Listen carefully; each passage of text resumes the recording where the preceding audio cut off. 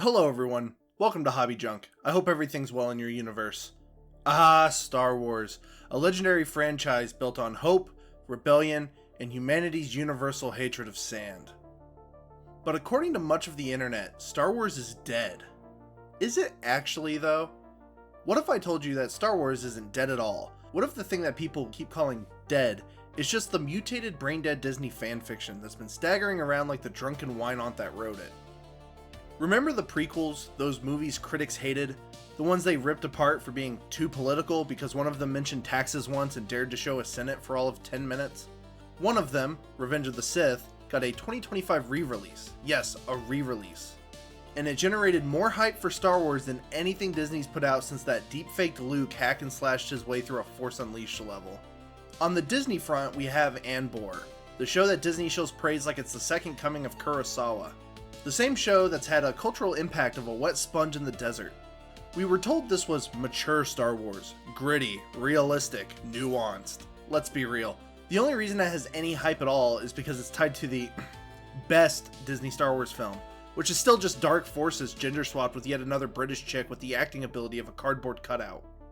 Meanwhile, the prequels, which explore the slow rot of democracy and the way power is stolen through coercion and fear, were mocked for being too political. Yeah, apparently mentioning trade routes is politically heavy, but monologues about fascism meant to lecture you? That's stunning, brave, a tour de force. The last clingers to Disney canon fall into three categories. The ones who think Star Wars only became valid once it started reading like a Tumblr fanfic with $1 billion budget. If your primary metric of whether something is good is how many non-binary background aliens show up in a cantina, congrats, you're not a fan, you're a focus group. These are the people who don't care about myth, character arcs, or world building. They just want to see the next Disney Plus content drop validate their personal identity checklist. To them, Luke Skywalker wasn't a hero, he's a problematic space colonizer. They cheered when Han died. They clapped when Leia force floated through space like Mary Poppins because it was empowering. They act like Star Wars just started being inclusive in 2015, conveniently forgetting Lando Calrissian, Princess Leia, Mon Mothma, Mace Windu, Captain Panaka, Padme Amidala, Wada, Ahsoka Tano, Barriss Offee, Luminara, Shak Ti, Ayla Secura, Asajj Ventress, Bo-Katan.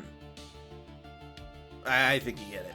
These folks don't want Star Wars to inspire, they want it to comply. They want it to be less of a story and more of a pride parade. Their ideal version of the galaxy far, far away isn't a battle between light and dark. It's a carefully curated HR seminar in space. And if you question any of it, well then you're just a bigot, obviously. These are the people paid in exposure and plastic waste to tell you that The Rise of Skywalker had a coherent plot. The ones who look straight at a story where a zombie Palpatine shows up out of nowhere with an army of planet-killing Star Destroyers hidden under a Sith rave cave and said, yeah, this is fine. Never mind that it was yanked from the narrative void at the last minute. No, to them it's a masterpiece. Bold, epic, canon-worthy. These are the same people frothing at the mouth for The Acolyte, a show which looks like someone typed lesbian Jedi drama into ChatGPT and slapped a Lucasfilm logo on the result. They'll tell you it's fresh and exciting because it has a cast that checks every diversity checkbox. But the second you ask them what it's actually about, they'll go dead silent. They'll all gush how it explores the new timelines and challenges the Jedi orthodoxy, which we all know what this is code for. Your heroes are actually the bad guys, and the real heroes are the morally gray witches who do interpretive lightsaber dances in a swamp. Why do they push this slap so hard? Because they're terrified. Terrified of rocking the boat. Of losing access, of not getting their promotional items, comp tickets, or invites to the Lucasfilm slumber party. Their entire brand depends on parroting whatever Disney's PR team puts in front of them. They're not real fans, they're marketing interns that make reaction videos. They'll watch The Acolyte fumble its way around through lore contradictions and act like it's deep because a gaggle of Jedis whispered affirmations in a cultish game of Ring Around the Rosie. Deep down, I'm pretty sure they know it's trash, but as long as Disney's check clears, they'll eat it up and spit it right back at us. These people don't love Star Wars, they love being near the brand. They don't care if the story is good, they care if it's trending.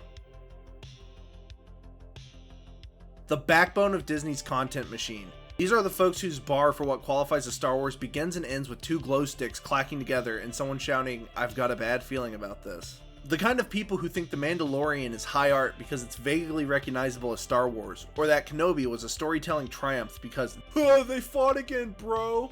Even though the plot was stitched together like a bad fan film with the budget of a Pepsi commercial. No, not even that kind of Pepsi commercial. These are the same people who watched Ahsoka and came away convinced it was peak Star Wars because they recognized the name Thrawn, even though he stood around doing nothing and looked like Elon Musk fucked a Smurf. Ask him who Darth Plagueis is and they'll tell you he's the guy from the TikTok meme. These are people who wish everyone May the 4th and self-identify more than an atheist vegan. They don't read the books, they don't know the lore, and they definitely don't care that Kenobi reduced one of the galaxy's most complex characters into an old sad man playing hide and seek with plot-armored children. But Disney loves them. They're the perfect audience. Passive, brand loyal, and incapable of asking basic questions or making any logical connections about previous works. As long as the thumbnail has a lightsaber, a desert, and a cute thing to soy over, they're locked in.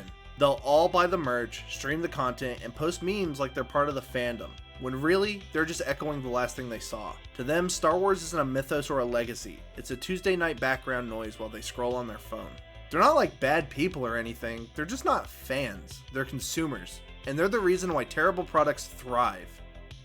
Meanwhile, the expanded universe, you know, the superior Star Wars canon, is still kicking, still being read, still being loved by people who don't need a mouse-shaped overlord to tell them what's real.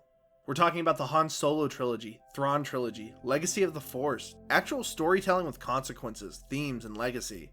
Not factory-made slop meant to push Baby Yoda dolls. It wasn't made by a committee. It was written by authors who loved the universe, understood it, and expanded on it. Disney didn't kill Star Wars. They just hijacked it, stuffed it full of sterilized nonsense, and slapped the name on a bunch of fanfiction that reads like it was written by someone who skimmed the Wikipedia page of A New Hope and rewrote it from memory. But Disney is not where Star Wars lives. It lives in dusty old paperbacks, video games, the comic runs, and reruns of Clone Wars. Yes, I know that last one's controversial, just bear with me here. So no, Star Wars isn't dead, but Disney's version, that's a corpse. It's like really fucking dead. But real Star Wars is still out there. You just have to be willing to look beyond the corporate drag show that calls itself canon. That's it for today, thank you for watching, and if you liked this video, go read a Star Wars book.